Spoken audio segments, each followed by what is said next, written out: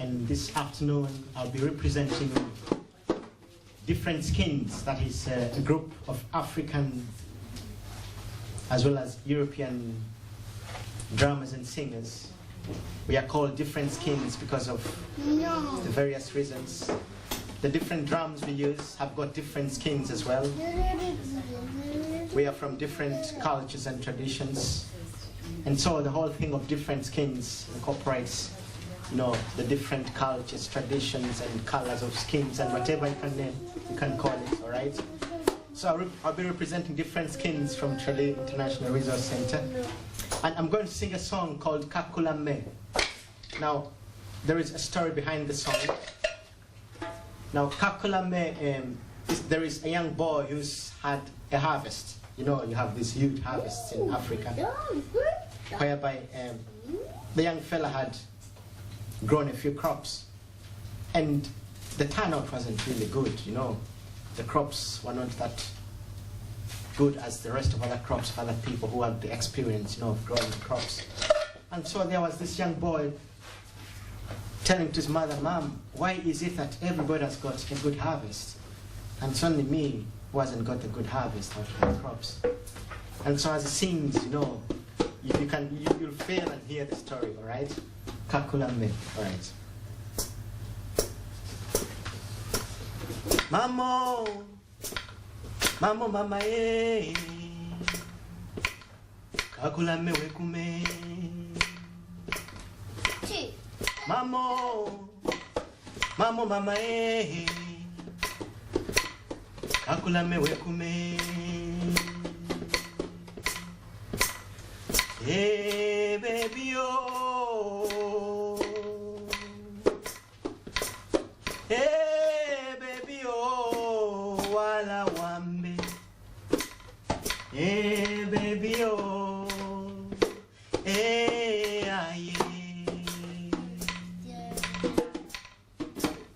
Mamo, mamo mama eh, kakula me wekume. Hey baby oh, hey baby oh, wala wambe. Hey baby oh, hey aye.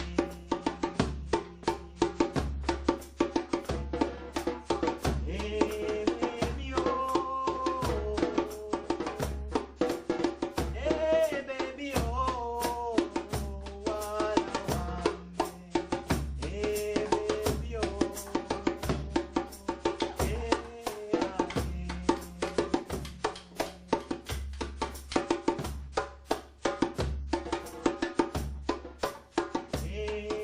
hey baby oh, wala wambe. Hey baby oh, hey aye.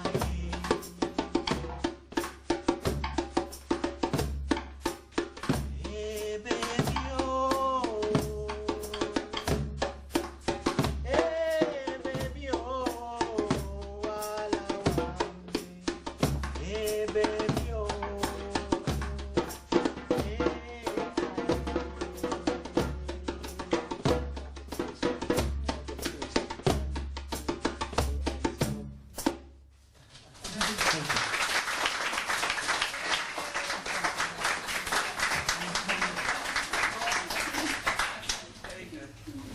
hey we'll be like singing that one, you know. Yes, do.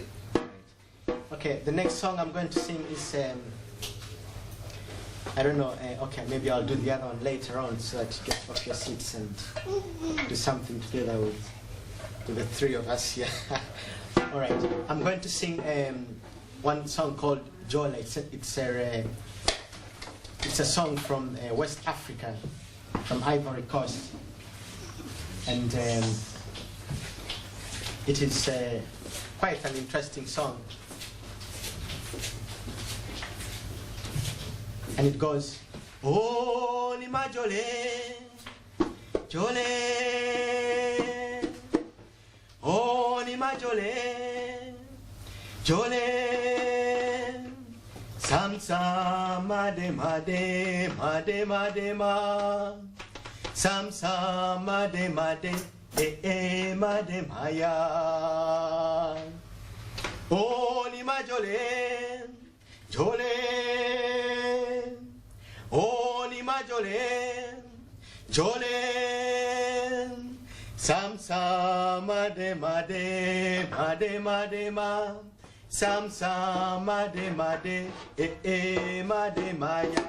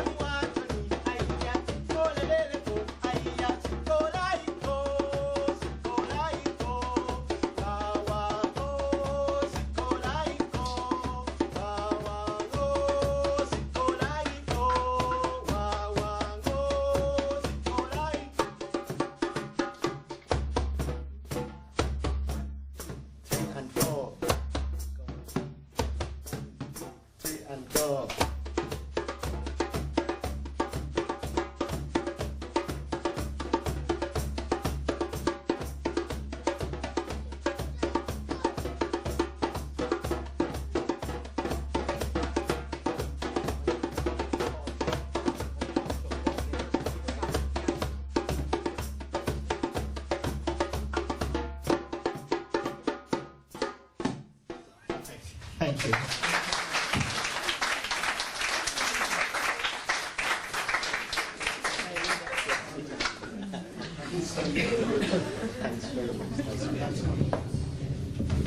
Okay, we probably don't need the microphone actually, but it'll be there for any of you who do. I'd just like to welcome you all here on behalf of Tralee Diverse Writers Group. My name is Grace O'Donnell and I'll just help out a little bit with proceedings this afternoon. I'd like to thank Jane and the group for inviting me here this afternoon. I'm a long-time supporter of Tralee Diverse Writers Group because I think they do a great job and they offer so much support all around the county to writers who are struggling to find their way, and they offer advice and encouragement, and a lot of writers have come out of that group and have actually got to the stage where they've had some writing published. So I think they do an absolute amazing job, and I want to acknowledge the work they do in the county here this afternoon.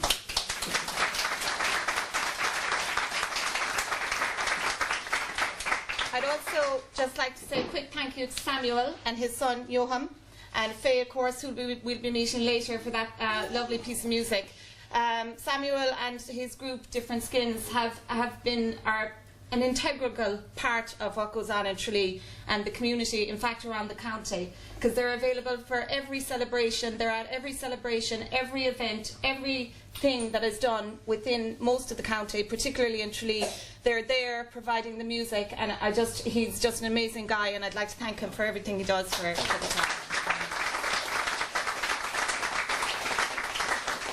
So we'll move on swiftly because I know there's a lot of beautiful writings that we're here to hear this evening. So before I just introduce our guest reader for this evening, I'd just like to go through who we're going to hear from for the first half. So we'll have our guest reader first, and I'll introduce her shortly. Sheila Kelly, the coordinator of Tralee Diverse Writers Group, is going to read Beacons in Minecraft. Sharon Fitzpatrick, proprietor of Purple Pumpkin Publishing, will be reading a piece. Carl Griffin will be reading, who is a member of Tralee Women's Resource Centre, will be reading a poem. Owen Dureke is a poet and a member of Tralee Diverse Writers Group, and he will be reading a piece, Le Pomme de Terre. Renu Shelikwad writes stories and is a member of Tralee Diverse Writers Group, and he'll be reading Beacon Moment. Angus O'Dea writes dialogue, and he's a member of Tralee Diverse Writers Group, and he'll be reading The Longest Journey. Niamh Carney writes stories and poetry, and is also a member of Tralee Diverse Writers Group. Richard Smith, a poet and member of Tralee Diverse Writers Group, will read Beacon is Gleaming. And Claudia White writes poetry and short stories, will be reading When I Think of You. So just to introduce a few words about Maura Holmes, our guest reader today. Maura is a former member of the board of the Society of Irish Playwrights and shareholder of the Abbey, Ireland's National Theatre. She was also on the board of Galway Arts Centre in the early 1990s. She's a Hennessy Award winner for literary fiction in 1988 and a recipient of the County Council Bank of Ireland Award for her contribution to the arts. Maura Holmes lives beside the Atlantic Ocean in Spadale, Galway, Ireland. Regular appearances on Ireland's first television soap, and I hope Maura forgives me for my Irish pronunciations because they're going to be dreadful. Regular appearances on Ireland's first television soap, Shuppa an Brohanig, introduced Maura Holmes to television drama in 1961. Already writing to national newspapers and radio, a natural way of life unfolded. Poetry and stories were part of childhood, stage plays came later. Maura Holmes is writer in schools for Poetry Ireland, the Vocational Educational Committees, Údarás na Gaeltachta, and Pláróca. To date, 8 books have been published by Pláróca, highlighting creative writing in secondary and primary schools in the Irish language. As outreach writer for the National University of Galway from 1998 to 2008, she was a facilitator to many writing groups who produced 12 published collections. Some individuals wrote separate books during the workshops and continue today to increase their output. Idir Mná by Banch Grievnori Rasmuk, 1994, published by Clór Ír Connachtha, resulted in an invitation to all the contributors for an international reading at Harvard. Cushcane published a slim collection, Durún, and her poetry was selected for the school syllabus. For many years, Maura Holmes has been a frequent contributor to Radio na Gaeltachta and RTE. Among her stage plays are An Fána, Tairc na Gaillimhe, 1988 to 1994, The Butterfly Who Couldn't Dance, the Peacock Theatre, Dublin, 1989, Holidays, Tairc na Gaillimhe, 1990, On Roga, the first of her radio plays on RTE, has been followed by many others. Maura Holmes became writer-in-residence in the Aran Islands, Connemara and Mayo. In February 2012, Clór Ír Connachtha recorded 60 minutes of her Irish language poetry for future availability on screen with sound. Joy, selected poetry, was launched in September 2012 at International Culture Night as part of Over the Edge. Researching mystical links between East and Western poetry is her poetic work in progress. Now she is spending her time as Kerry County Writer-in-Residence. The Writer-in-Residence programme, led by Kerry County Council, supported by the Arts Council, has led to many life-changing experiences for writers throughout the county. The residence provides mentoring for established and emerging writers.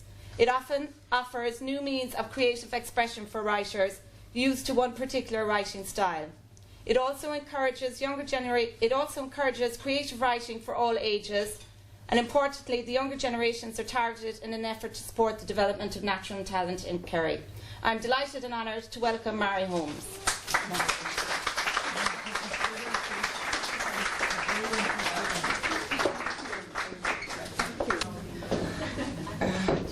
Yes, thank you very much, Grace. I'll come back to that in a minute. Thank you very much, and to the musicians, indeed, Samuel and Faye and Sam's son as well. Gurmila Mahagav. I'm here on behalf of the Kerry Arts Office and Kerry County Council and Arts Council, as Grace has said. And thank you, Grace, for that extraordinary researched introduction. Thank you, Jane, indeed, particularly for inviting me. I have 5 minutes, so don't worry, I will be gone in 5 minutes. And what I'm going to do is divide that time between an introductory speech and then read a poem. So I've chosen a long poem, and which will take about 2.5 minutes, but it is long. But the reason I've chosen this particular poem is that here, among my fellow writers, all of the faces I recognise where we've crossed paths and other, one of the things that has definitely struck me during this time is the earnestness of Kerry writers, the creativity of Kerry writers. Now, I'm using the term Kerry writers fully aware that the writers are from different places, as the title would suggest, diverse in the case of Tralee and other places. But as we're all in Kerry at the moment, I'm using that type of terminology. So that what also struck me was the intimate sharing of everybody's work, you know, and that I very quickly came to know the writers through their work. And this is why, I'm just going to head into the poem now in a minute, that I will give a poem, and that at a personal level I can reciprocate that warmth and kindness and creativity that was extended to me to make this term so enjoyable. Now, I'll refer to Grace from the research that has been done. It is very evident that I've crossed a few decades up to now. And this is significant when it comes to the poem I'm reading. And I just want to say a particular thank you to Jane, who co-hosted the workshops with me. So I didn't do this on my own in Tralee. Jane was side by side as co-host in relation to the work we were doing. And of course, all of you whom I now know by name welcomed me, and thank you very much. Goramila Mahagad. And now I'll go straight into the poem. And yeah, the decades, you know, 10, 20, 30, 40, 50, 60. Happy to say I can stop there now a little bit before going to the next level in the 70s. But a significant poem which I'm going to read now, a long poem, it'll take about 2.5 minutes, was written on the eve of my 50th birthday. And I chose then to go to Glenstall, which is in Limerick, for quiet, reflective time. In some way it was anything but, because I got up in the middle of the night, and when I looked out the window I saw a very still man with a cowl over his head, and I thought he was clearly a monk, and I watched him, but he never moved, like for 10 minutes. No, I could actually see him because there was a light shining on. I said, God, the smoke's not moving. But of course it was a statue for anybody who's seen Glenstall. But during that time there I reflected quite honestly on my life and on life in general. And on the eve of my 49th birthday, turning into 50, this is what happened. And the poem poured itself out because it was ready to. But now that I'm in my 60s, anything that's in this is clearly as significant then as it was now. And for all of us today, the very last sentence, in my mind, is important. So I leave it to the last sentence, and I let the poem explain itself in terms of it is a narrative element of one's personal life, and it's called Glenstall. Rain on the monastic garden was loud during the night. What fears brought dark cowls to my soul, crisscrossing landscape paths at Glenstall. 9 days into March, 49 years have passed, O soul of secrets dark and meek. To run is to come back, to start, to seek. Plans can be ripped apart. Here, new concrete paths of concrete crushed the soil, zigzagged with paws of Celtic toil. Nature is the art of life, Art, 3 letters. Heart has 5. Now, my sum are not of words, not about letters or counted years. To add, for me, is to subtract. For 1 plus 1 there is no sum. Take art from heart, and you get he. He was the one.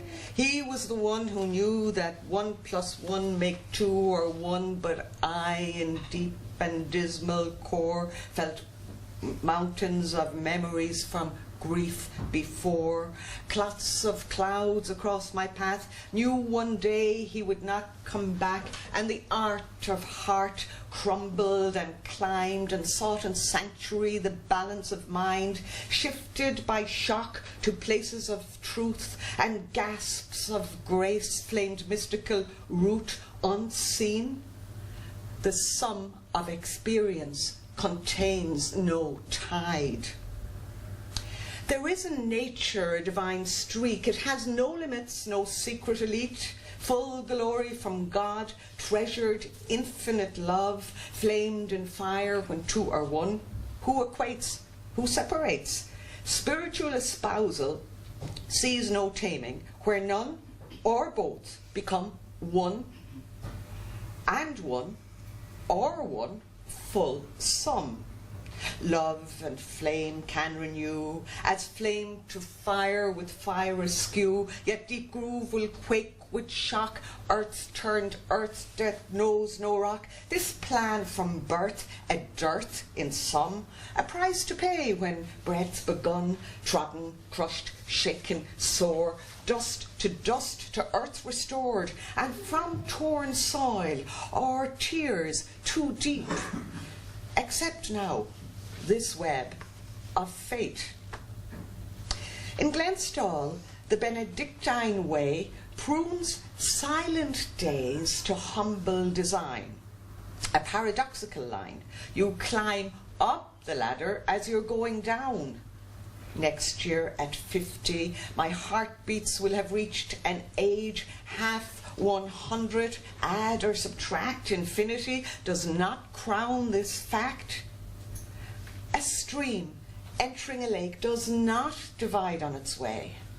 Heartbreak does not divide the blow that shook its turning tide, nor seek where serum separates chemical surges in our blood. The pulse of life when breath begun, a bird whose song is already sung, a husband whose heartbeat is no more, a boy who loves deep from his core, a family of origin sealed in death, a mother found in dreams, hyphened, lost words, gashing grief, lost love, a theory too profound. Heart as highest mind hides lost and dust and words unkind, layers of yesteryears entangle. Still, in silence, thoughts unravel, yearning beyond monastic gardens. Heartbeat is not a voice, yearning beyond monastic gardens. Sight is not vision or hearing sound, yearning beyond monastic gardens. 1 year from now will monk recall a salute on ancient soil, or sharing icons under earth? Dead to this life are those who toiled. Rain on the monastic garden was loud during the night. Today, find a fresh, sober breeze where sinews sing and birds pray. A stream entering a lake does not divide on its way. Today, it's time to begin, to begin, to begin, to begin, to begin, begin.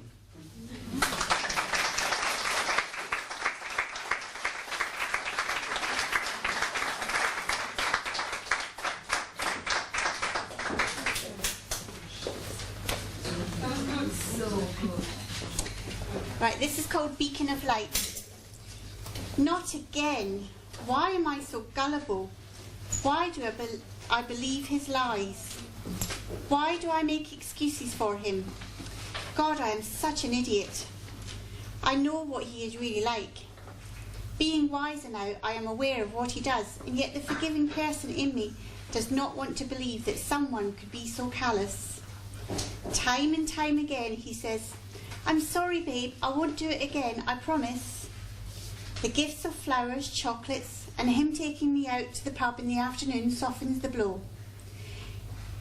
I make it so easy for him. He doesn't even have to make excuses. I do that for him. I pamper him, worship him, and he treats me like shit. My friends tell me I am giving myself a message of I don't matter. I am not worth it. And I know they are right. I have opened my eyes now, and I am starting to see the truth amongst the lies. Instead of making his dinner ready for when he steps in the door, I sit on his chair, daring myself to touch it, pulling the lever for the recliner so my feet rise, closing my eyes, feeling the uneasiness of my heart beating faster than it should, my eyes watering and my mouth dry. I breathe out the panic that overwhelms me, shocked at my courage of defiance. Upon opening my eyes, I look around the room, look at my uncomfortable chair next to the open fire that I keep topped up so he never gets cold. I stare at the stains on the wall of where I tried hard to scrub it clean after the dinner I had slaved over got thrown with horrific force. The coffee table, the scar on the back of my head will always remind me of that time. The doorbell rings. I jump up high out of the chair, put the recliner back in its original position. I peep through the curtain and see the kids running away laughing. The sound of laughter seems alien to me. I haven't heard that sound for years. I venture upstairs, walk into the bedroom, contemplating my existence, my so-called life. I make a rash decision, packing my bags when he is out. I'm not sure if I'm doing the right thing. The guilt consumes me. I empty the contents and put them back in the wardrobe. Standing in the bedroom, looking around at the lack of tranquility and love in the air. Who am I kidding? He is never going to change, so I have to. Somehow I saw a beacon of light flash in my conscience and told myself I am a caring, loving, nice person and I deserve to be loved and respected by me.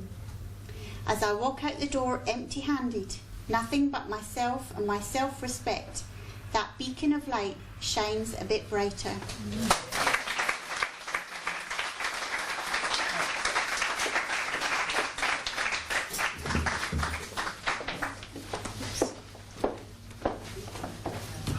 There are all kinds of beacons, as we know, really. I was looking out of in the window the other day at a robin in the garden, and he was a little beacon of light, and I wrote a poem about him, comparing him, if I could, to Cardinal Richelieu in the time of the French Revolution in 1789, because he was in charge of his subjects, and the robin was in charge of all the other birds, didn't want anyone near his little area at all. This is it. It's called Robin, a beacon of light.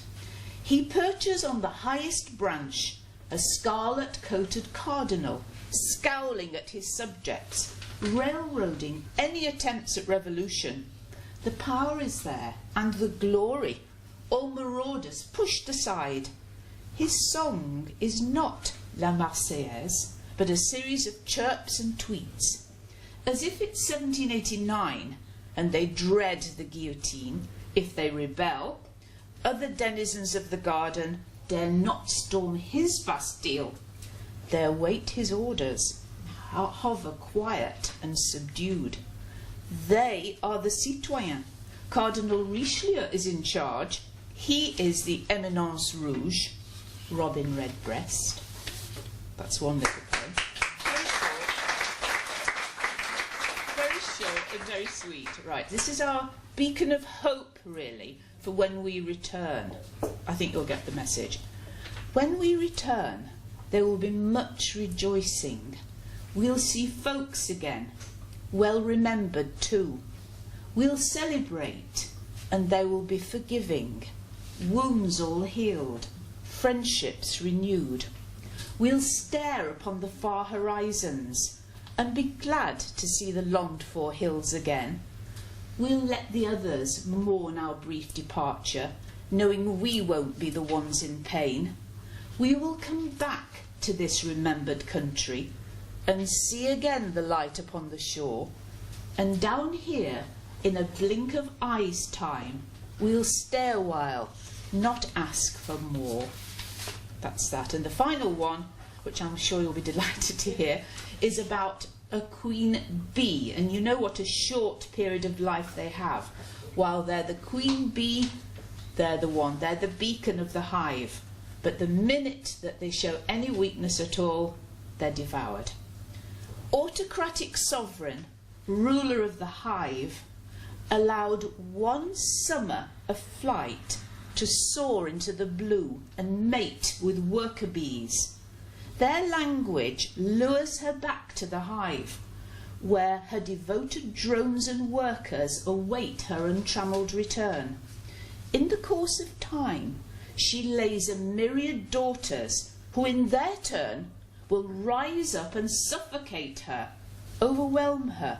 When too weak to fight, she will die at the scene of her greatest triumph. But now she disappears, discarded. The queen is dead. Another coronation nears as the search for a monarch recommences. The hive will have its voice. Long live the queen.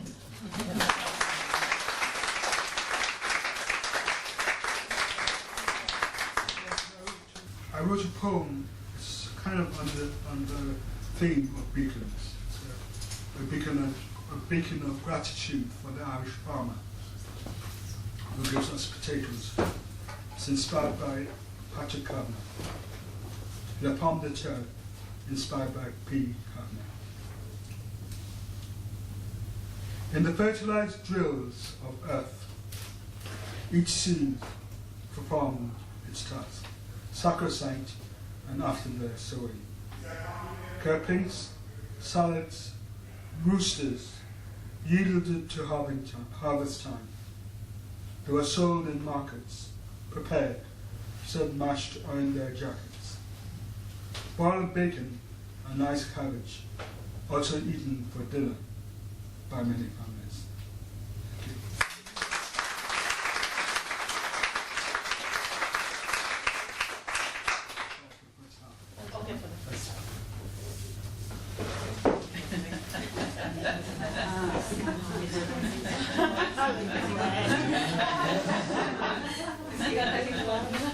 You all know the longest journeys from the head to the heart. And that's what Francie Daly found out that morning as he was in the farmyard shoveling hay or straw or something. And then she arrived in the little car by the Boreen. Out she comes, Kylie Callahan.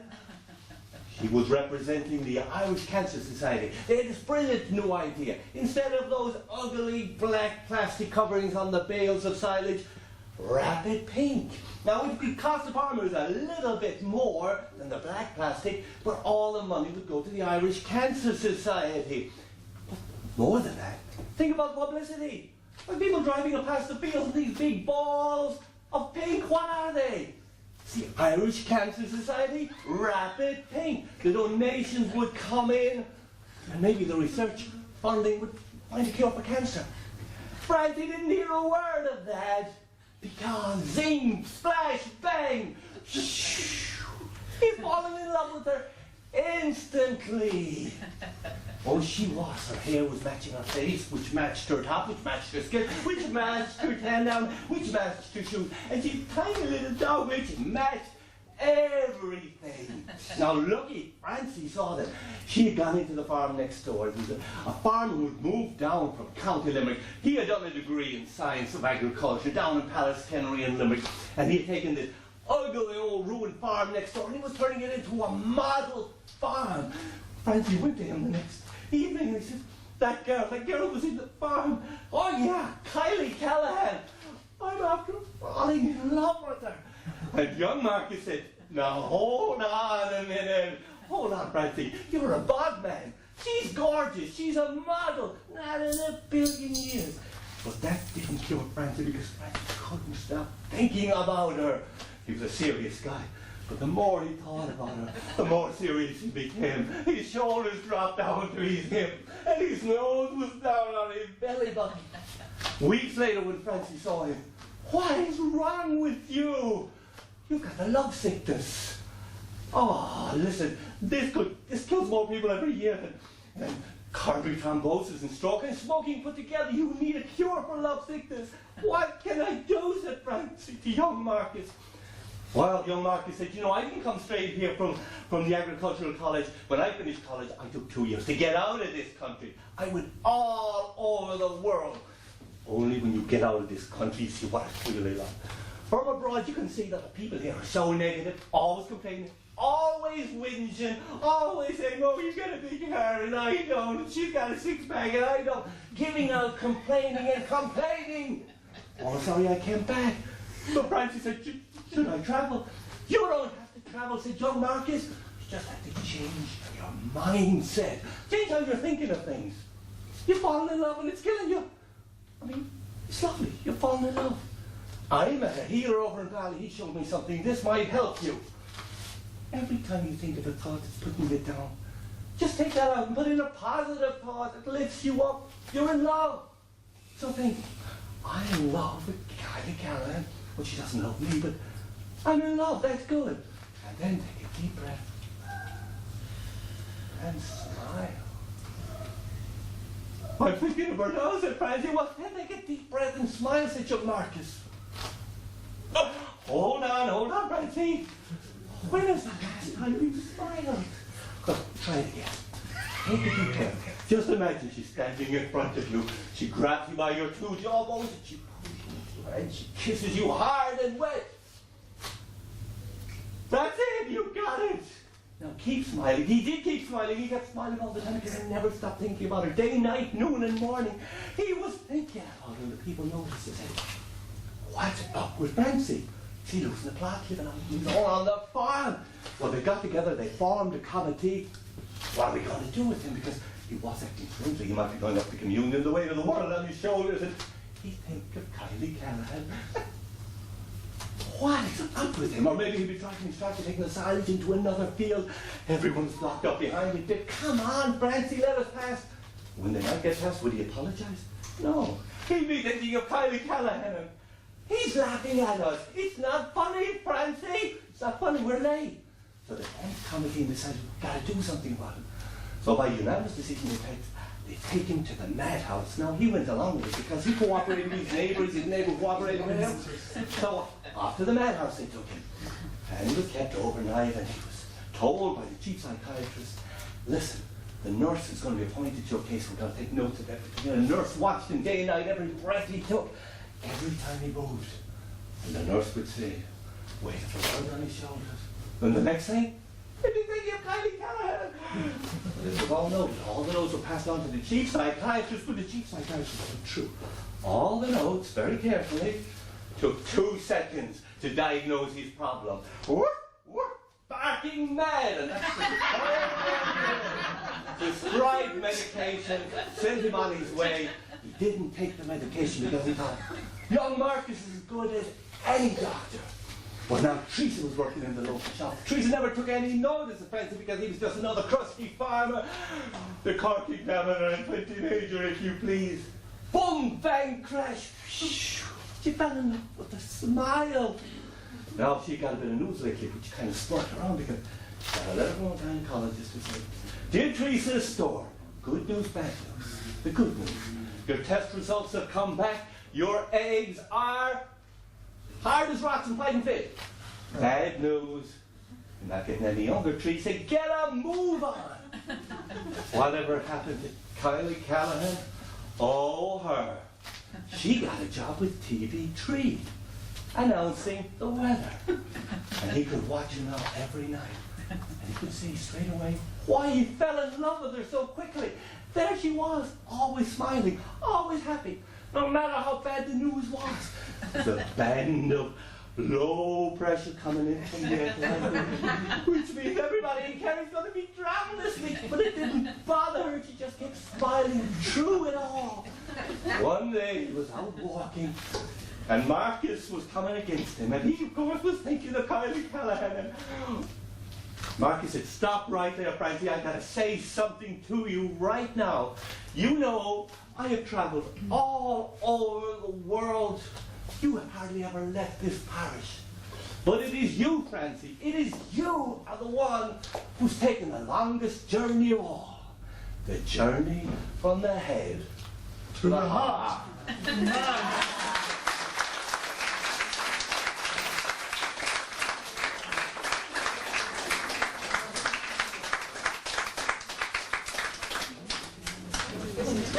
My poem's called Search. I am looking for my beacon, seeking it out in my darker nights. I am searching for a reason, some meaning in my everyday delights. Future wonders of my future life, a hint, a guide, a direction, something to ease my vertigo at this height. Quick solutions pause my worries at what cost? Am I finding or am I lost?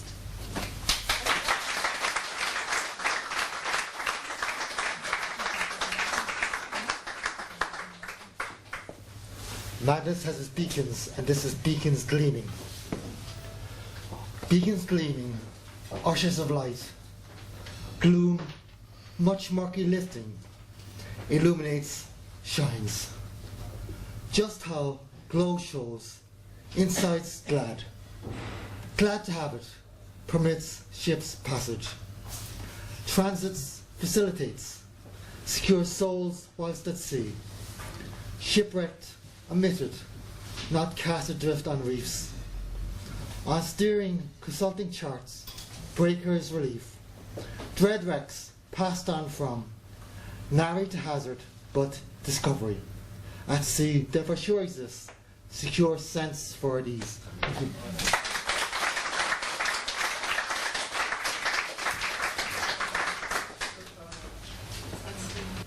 When I think of you. When I think of you, I smile. So I smile all day. I go to bed, I fall asleep, smiling.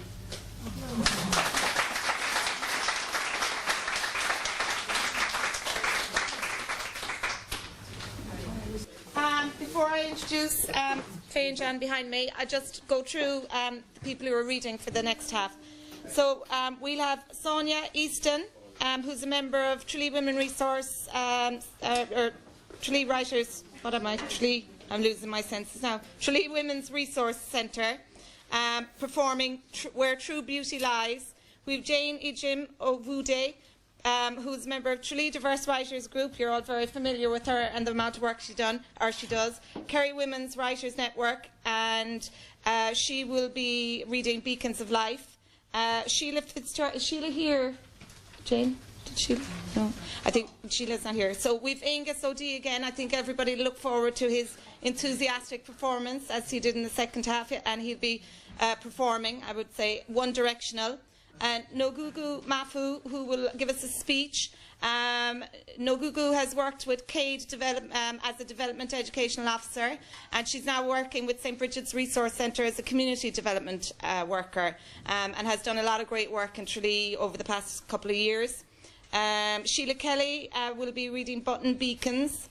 Leslie Collins, who writes stories and poems, is a member of Tralee Writers, or Tralee Women's Resource Centre, will read Beacon of Light. Owen Dereke will sing for us, and Richard Smith will read Blazers of Trails, thank you. And then we'll have Joan Pendergast who will read Beacon of Light. So I'd now like to hand you over to Faye Boland and Jan Doyle, who'll sing a couple of pieces for us. Thanks, guys. I start, just to let you know that just about everything I write is a love song. So we're going to do a happy one and a sad one. And we're both from Kenmare, myself and John, and all the work is written by myself. This is called All I Want Is You. If the volume's not right, we'll turn it up for the second song. Diamond jewels don't make me glitter. All I want is you. Fashion makes me shiver. All I want is you. So say that you'll be true, that you'll never stray, 'cause all I want is you. You're the one I want. There's no one quite like you. You're the one I need, and no one else will do. So say that you'll be true, and that you'll never stray, 'cause all I want is you.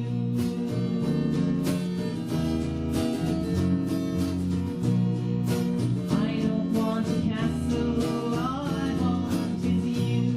When you hold my hand, it's magic. All I want is you. So say that you'll be true, that you'll never stray, 'cause all I want is you.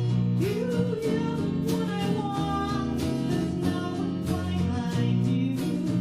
You're the one I need, and no one else will do. So say that you'll be true, that you'll never stray, 'cause all I want is you.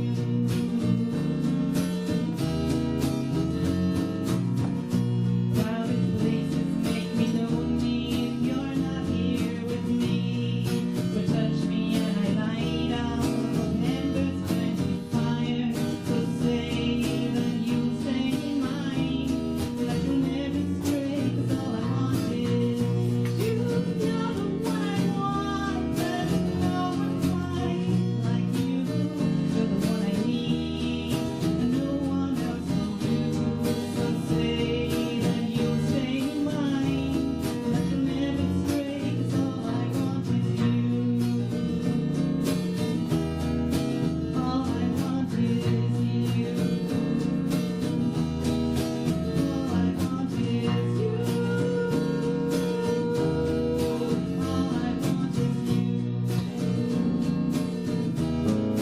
All I want is you.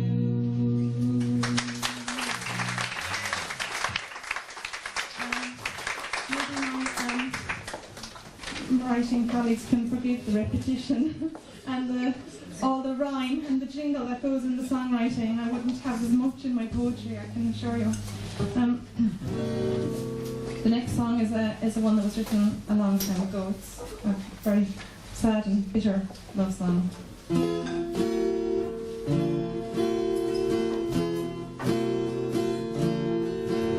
If all the birds in the universe could sing a song for you, they tell you that my love for you has been a love that's true. And even though you have let me down, I waited here for you to change your ways and be true to me too.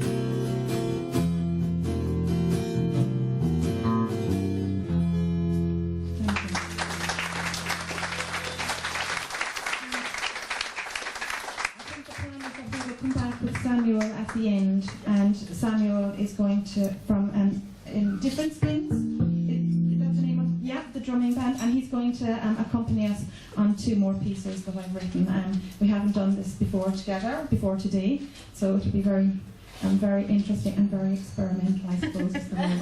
Thank you.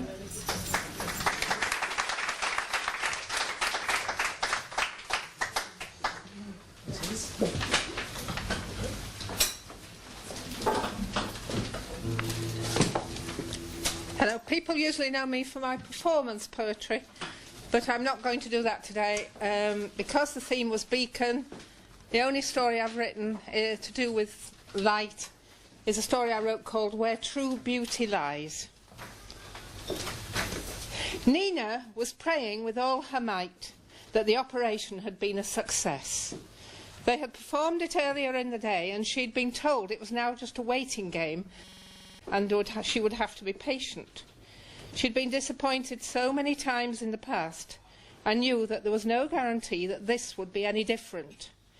As she came round from the anaesthetic, the only thing she was conscious of was that her eyes hurt like hell, and she didn't know whether that was a good sign or not. To take her mind off the pain, she thought back on her life and what it had been before the illness that had robbed her of her sight, and how quickly and dramatically everything had changed. She fleetingly let Ben enter her head, though she tried not to think of him often, as it was too painful a memory. He had been her soulmate, or at least she thought, and they'd been looking forward to planning a future together. Both had successful jobs, she a PA for a managing director of an eminent firm, and he with his own joinery business. How wrong she had been. When her sight had started to deteriorate, she was aware that their relationship had taken on a subtle change.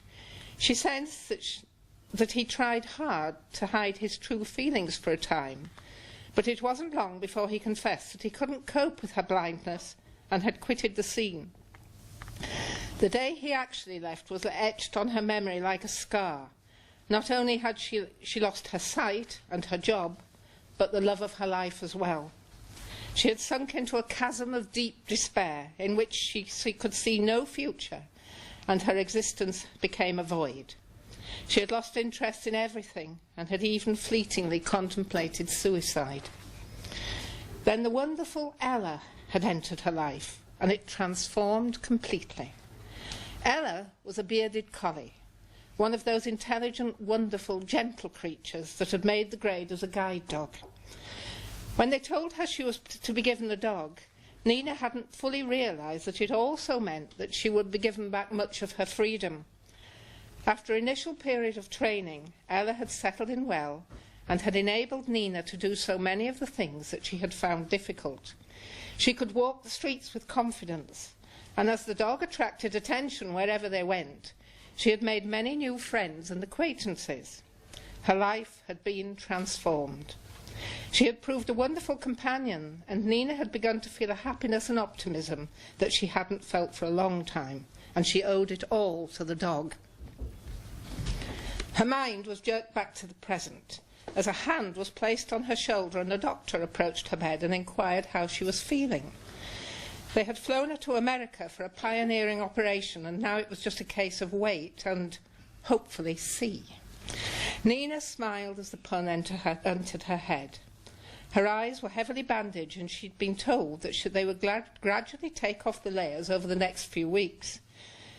They informed her that if they removed them too soon, it would be a shock to the optic nerve and could undo some of the healing process, so she wouldn't know if her sight had been restored for some time.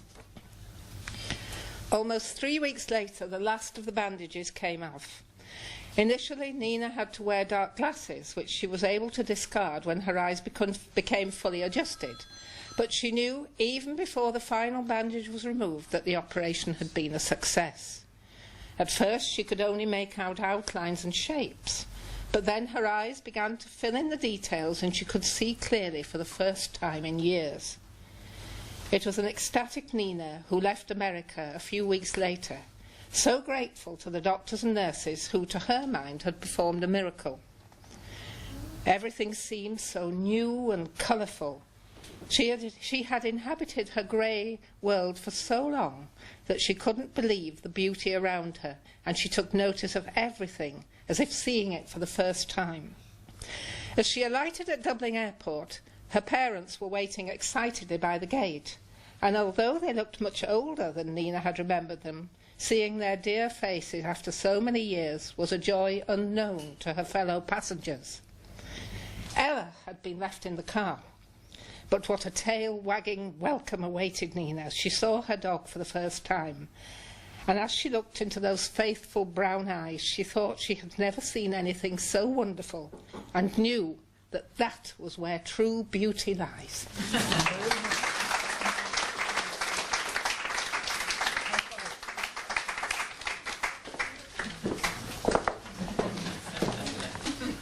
Beacon of life. Scratching and scrambling, tattling, chit-chatting. What's said behind pulls the community to a smiling beacon of sadness, silence, hatred, and murder. Their offspring wanted to shine, but with strength so small to carry them through. Where have you gone, O fathers of hope? You made history, great heroes that withstood this test of fire. You faced these scornful words with arrow of strength. You became the men of hope that we all look up to for help, smiles, courage, inspiration for achievement we received from you when your world stood as radiant of light, becoming beacon of life, overshadowing the dark. Thank you. Thank you very much.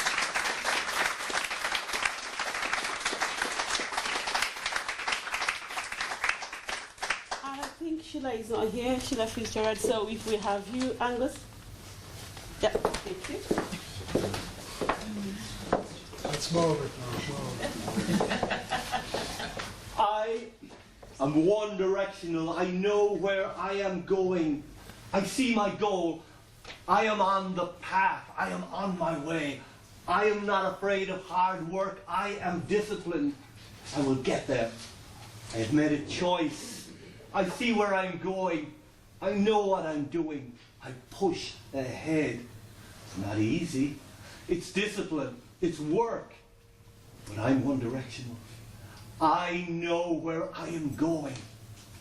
And I am going because I am one directional. I have taken aim. I am one directional. That's what my wife says. You are one directional. You're no fun. You don't bounce or breach or skip or hop or swivel or swaddle or shimmy. You're one directional. Nag, nag, nag. I'm doing this for ye. I'm one directional because I have a goal. I have something to achieve. I am using this discipline to reach the goal. It's not easy. Do you think this is just for me? Do you think I am one directional just for my ego? I am one directional because I have to achieve this goal. I have to stay disciplined. Even if I don't go forward, I have to see the goal. I'm one directional. That's what the kids say. You're one directional. You don't play with us. You don't go left or right or skip or tiptoe, bounce or breach. You're one directional, Dad. I am one directional. It's for ye. I'm one directional because I've set a goal. I want to achieve something. I'm ambitious. I'm disciplined. I'm not afraid of hard work. I think I'm doing this for ye. Would ye love me?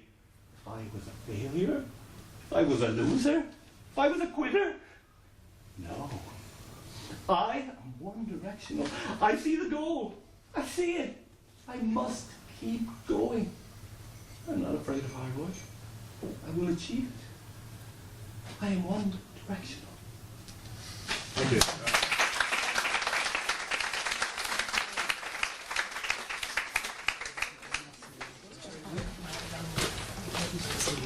Okay, I would like to say thank you to Jane and to the Kerry Diverse Writers Group for inviting my husband and I to this beautiful and inspiring evening.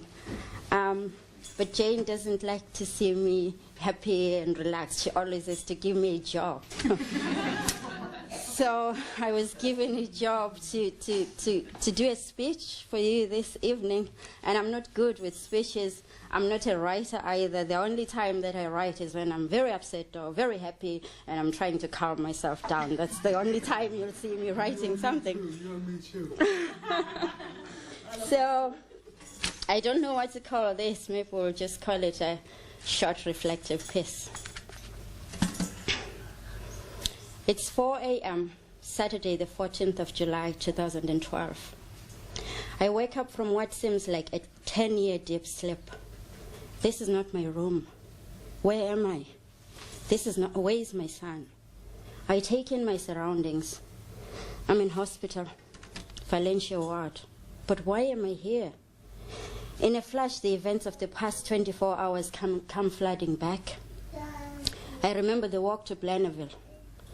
I remember picking flowers, taking in the trees, feeling the grass so green and lush.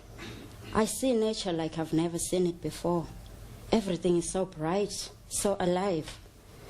Suddenly I feel this deep connection to everything around me. Soil, water, sun. The people walking by oblivious of this beautiful movie playing in my head. Right then, in a split second, I realize I am just but a tiny speck of this infinite, majestic universe. I am part of the wind blowing in my face, the sun warming my very soul. The stars, the grass, that guy cycling across the canal. I am part of it all that is. And all this feels amazing, overwhelming, scary even, but reassuring and perfect. Everything begins to make sense. As I lie on my bed recalling all this, it slowly dawns on me that I am not sick at all. I am not psychotic as they think. I have just woken up from a long sleep, not just a couple of hours or years, no, not even 10 years. I just woke up from a 38-year deep sleep of oblivion and the illusion of separateness. But right now, I feel at peace, at one with everything, everyone.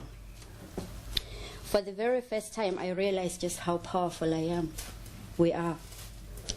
As part of all that is, I have the power to change everything around me. I see it clearly now. My purpose in this universe, multiverse. Yes, it is to sit still, to just be, to radiate love. That is the power I have. That is the power you have. With love, all pain is healed, all fear is banished. With love comes understanding, accepting, embracing. With love, we co-create peace with all that is. As I lie still and silence the constant chatter on my brain, I reconnect with all that is, and I begin to see and feel more. The ears and eyes of my heart are wide open, and suddenly the light inside is so bright. My path is so clear. I'm letting my heart guide me.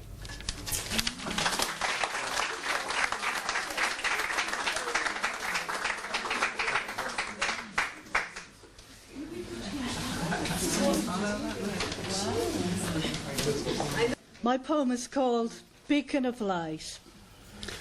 You are my beacon of light that beckons me from afar, envelopes me in the mist of your love, a constant that keeps me safe in the sea of life, cares for me in your embrace. On my journey, you are my rock.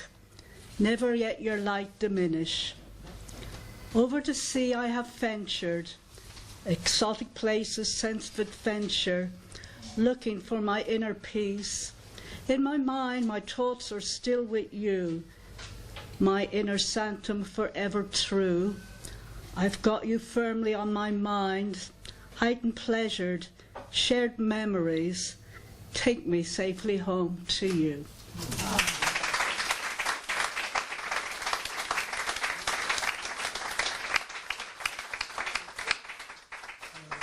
It's a well-known fact that Ireland has produced some of the greatest writers from ancient to modern times.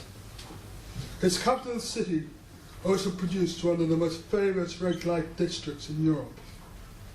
The Monto was closed down in the 20s, and as for the customers who walked out of the bordellos with a smile and a wallet light of money. I'll say no more and sing my version of a song called The Monto. If you got a window, take her up to Ringo, where the waxy sing all the day. If you had your fill of brandy and you can't go any further, just give man the order back to the cave and take her up to Monto, Monto, Monto. Take her up to Monto, Langaroo. To you. You heard a buckshot poster, the dirty old imposter. He took his mutton luster up the Fir Creek Glen. He put on his ballad, then he buttoned up his trousers and whistled for a girl, and he said, "My men, take me up to Monto, Monto, Monto. Take me up to Monto, Langaroo. To you." See the double fuselage, the dirty old bamboozlers went to get the children. 1, 2, 3. Marching London in the hall is one for every cannonball. Then he's gonna send you all the three. But first come up to Monto, Monto, Monto. First come up to Monto, Langaroo. To you. I hope I say.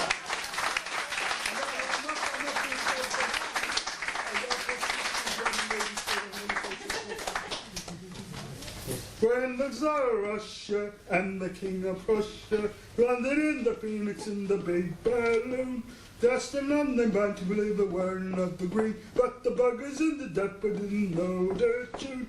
They both went up to Monto, Monto, Monto. They both went up to Monto, Langaroo. To you. That's was the Queen, she came to call enough, she wanted to see all of us. And that's informed that she's 18 still. Miss Malamere, says she, is this you have to show to me? Why no, man, there's not some more to see. Pogmahon, so they took her up to Monto, Monto, Monto. Took her up to Monto, Langaroo, beholden to you.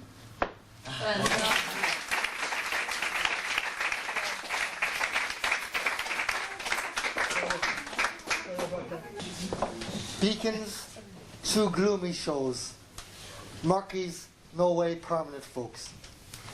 Searchlights illuminating the gloom, prove fog banks transitory, they can be got by. What sea voyaging has need of is a trusty lighthouse on rocks perched, scenes of hazard, far-flung reefs, built on to dispel fog, permit ships passage. In safety navigating, souls trusted to sea, beacons relied upon, blazes of trails. Thank you.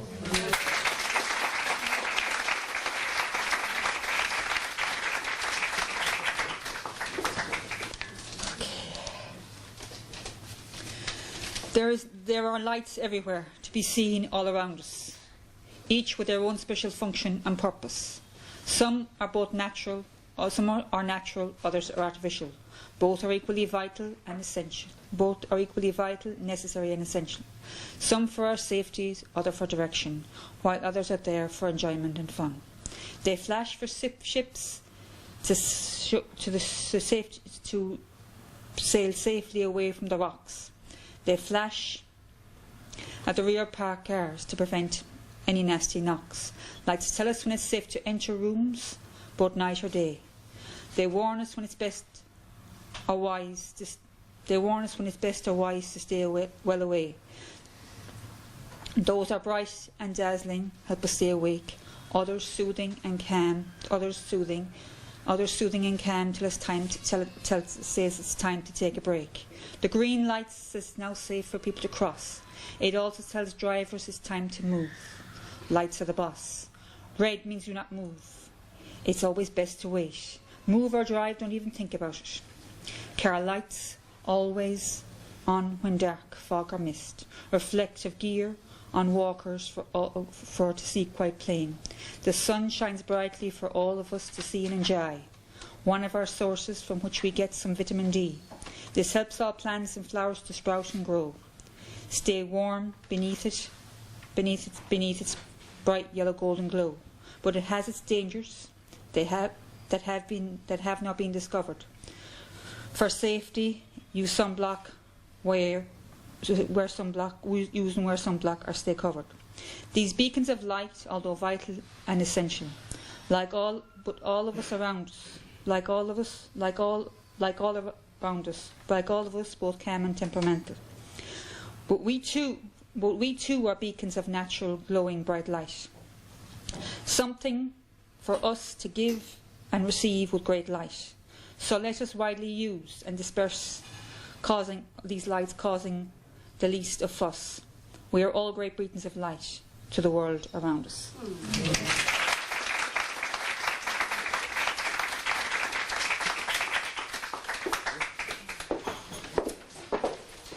Just before I ask Jane to say the final words, I just want to congratulate everybody. What a fabulous afternoon spent here with some fabulous creative talent, and it was just a pleasure to be here on a miserable Sunday afternoon in July. I think you've definitely showed what absolute talent you have, every single one of you that have stood here this evening. So well done to all of you.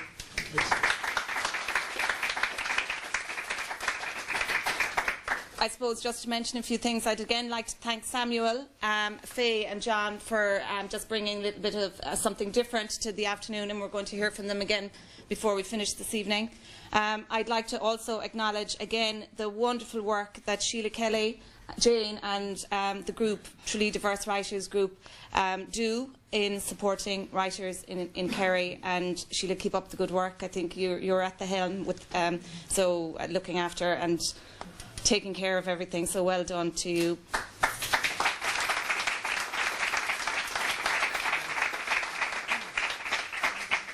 I'd like to acknowledge the fabulous work that that these two groups do within our community. Kerry Women's Writers Network, again, they are instrumental in supporting and promoting women writers, and they meet regularly and often have events quite like this, and I acknowledge the members that are here today and again all the work they do in the community. And also Tralee Women's Resource Centre and the International Resource Centre, two other wonderful organisations within the community of County Kerry. To acknowledge Maura Holmes and Kerry County Council's support for all these groups, and particularly Tralee Diverse Writers Group. And Maura, from what I've heard, you've had a fabulous 6 months, and I think people that have worked with you have spoken very highly of what you have achieved and what you've had them achieve. And I'm sorry to hear that we've only had you for 6 months and your term is finished. And you know, you're always welcome back in Kerry at any time. I'm sure everybody here would be delighted to see you come back. So I suppose I'm unfortunately not as talented as everybody in this room, so I'm going to read somebody else's poem. It's a Helen Steiner Rice poem, and I think it epitomises what everybody who has done here today, and it's called Brighten the Corner Where You Are. We cannot all be famous or be listed in Who's Who, but every person, great or small, has important work to do. For seldom do we realise the importance of small deeds, or to what degree of greatness unnoticed kindness leads. For it's not a big celebrity in a world of fame and praise, but it's doing unpretentiously in undistinguished ways. The work that God assigned to us, unimportant as it seems, that makes our task outstanding and brings reality to dreams. So do not sit and idly wish for wider new dimensions, where you can put in practice your many good intentions. But at that spot God placed you, begin at once to do little things to brighten up the lives surrounding you. For if everyone brightened up the spot on which they're standing by being more considerate and a little less demanding, this dark old world would very soon eclipse the evening star if everyone brightened up the corner where they are. Thank you.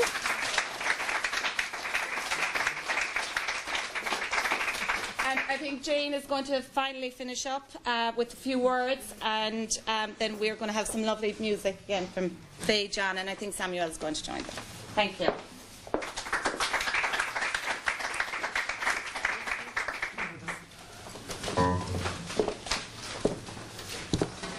Thank you, Grace. I wonder what I can always do without you.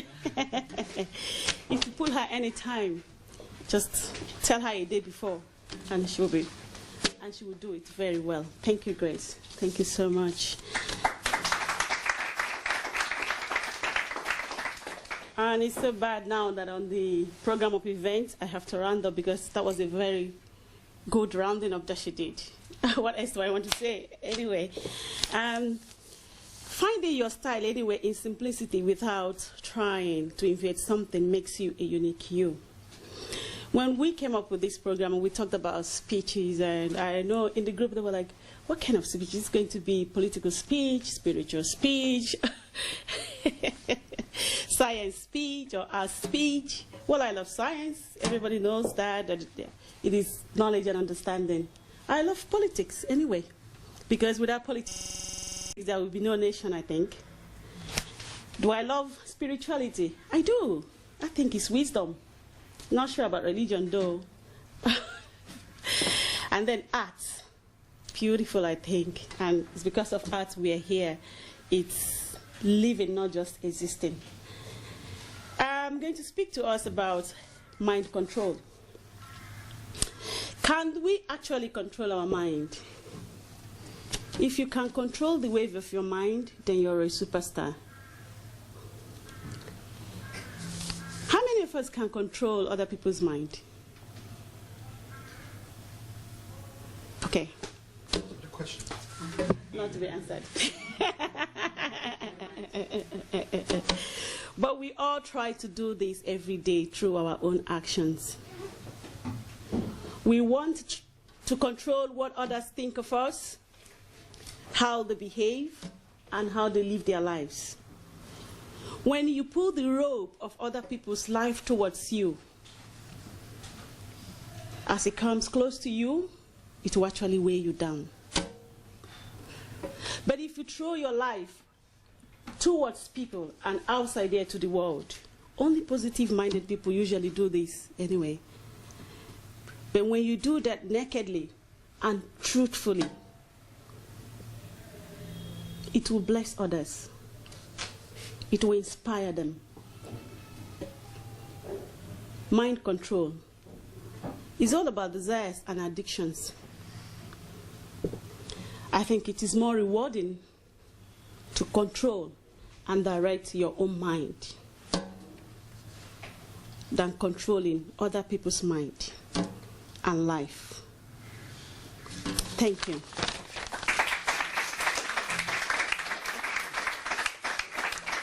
And with this, I bring us, to the end. I want to thank everybody that has made out their time to come and listen.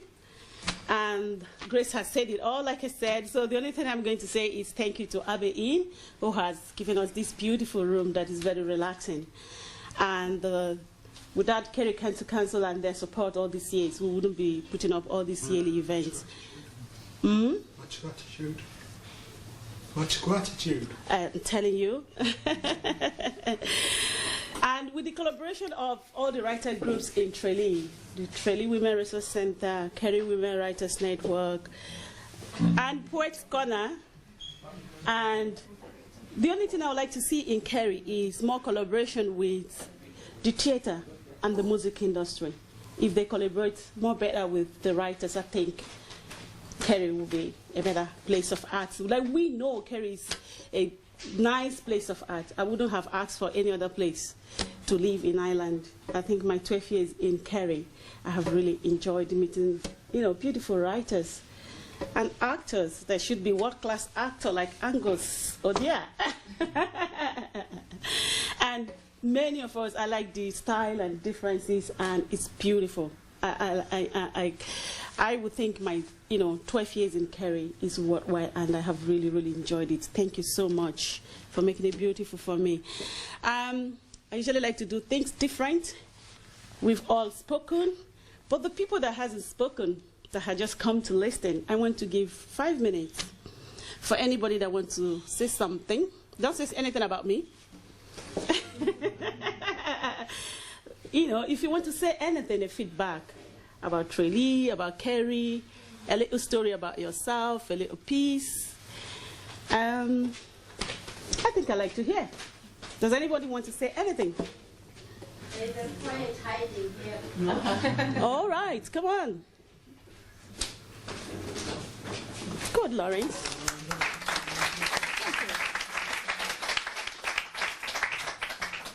Hi, my name is Lawrence. I'm from South Africa, still new in the place. What is in the poem is inspiration from what I come from. Why blaze with bizarre predictions of supermarket psychics claiming they studied semiotics, along with the authenticated astrologers claiming they know about the future, forgetting about their culture, leaving a people confused, disillusioned, angry and hungry for honesty and truth. I am young. I am a youth who's surrounded by the spirit of pessimism and cynicism, criticism and racism, and trust is no longer a man of my cloth. Religious leaders no longer live up to their standard of integrity and morality. The world has become a stage of rebellions and chameleons. Politicians enjoy status and monies. All we are fed is promises, promises, promises and lies. For land, they need lawyers. For a house, they have questions. For a job, they need papers called certificates, diplomas, and degrees, which are highly expensive to obtain. Tell me, who does get the cane out of my pain? Who finds relief at my grief? Can somebody tell me? Who is fooling the who? Thank you.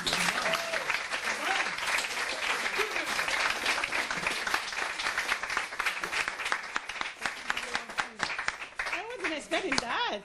Beautiful. Thank you, Lawrence. Thank you so much. And I'd like to thank the German ladies. There are 2 German girls there, and they're telling me that, they're so happy that they came to Tralee. They are traveling all around Ireland for 2 weeks, and today they just came to enjoy this. And thank you guys for blessing them with your... Yeah. Do you want to say anything? We thank you that we were invited to come here. It was really inspiring, listen to you all and all the different styles, and we really enjoyed it. So thank you, Grace, for taking us here. So with that, I leave you to the musician. Thank you, Faye and Samuel. And take over.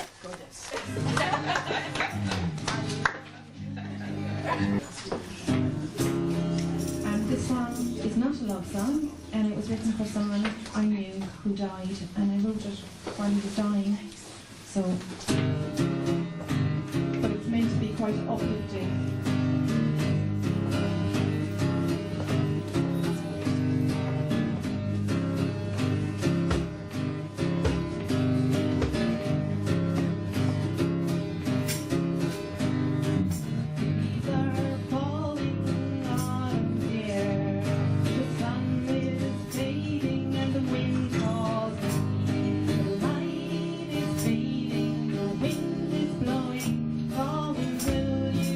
Will you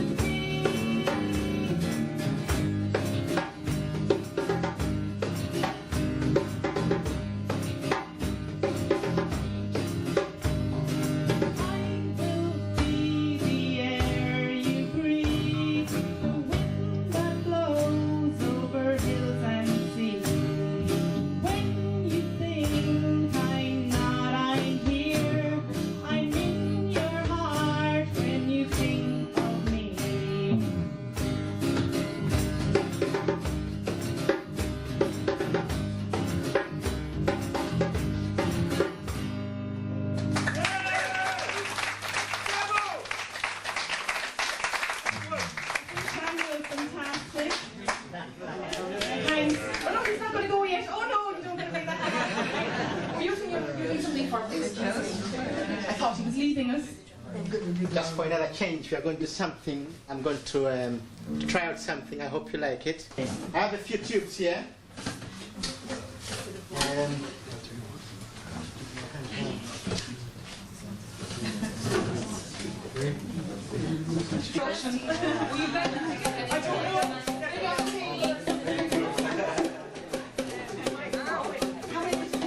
If you have red, I'll give this one. It's red now. Just assume this is red now. Let's all give it a try. Just perfect. Now only red, only the red color. All right. Go on.